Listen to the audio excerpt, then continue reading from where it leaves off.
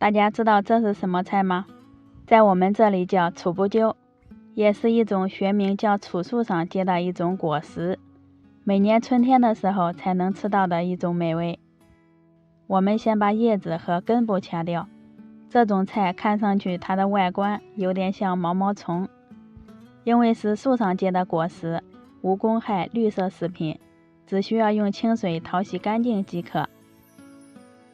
再放到筐子里控干水分，楚不鸠控干水分以后，再倒回大盆里，先在里面淋入一些食用油，加了油以后蒸制的时候就不会粘连在一块儿，同时也不容易腌出水分。拌匀以后加一勺盐，入一下底味儿，再次搅拌均匀，分次加入适量的面粉，每加一次都要充分的搅拌，让每个楚不鸠都包裹一层面粉。最后再加入2勺玉米淀粉，在这里玉米淀粉起到松散不粘连的作用，充分的翻拌均匀就行了。然后将拌好的楚不鸠直接倒进铺有硅胶垫的蒸笼里，薄厚摊得均匀一点，盖上锅盖，水开以后计时，用大火蒸上5分钟。接下来在小碗里打入2个鸡蛋，充分的把鸡蛋液搅散备用。这时楚不鸠也蒸熟了，关火直接把盖子打开。哇，好香啊！兜起来倒在大盆里面，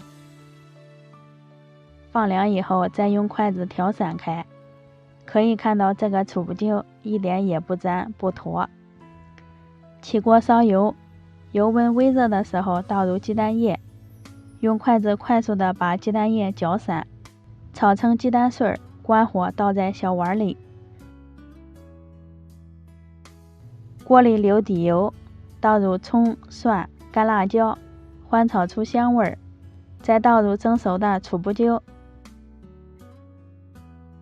煸拌均匀以后倒入炒好的鸡蛋，尝一下味道，不咸的话再加一点盐，少来一点鸡精，继续煸炒1分钟就可以关火了。真的是太香了，想不想吃？盛到盘里就可以开动了。这一大盘在饭店里要30元，自己做的经济实惠。蒸过之后再去炒，吃着还筋道，真的是比吃肉还要香。每年只有这个时候才能吃到的美味，今年不吃就要等明年哦。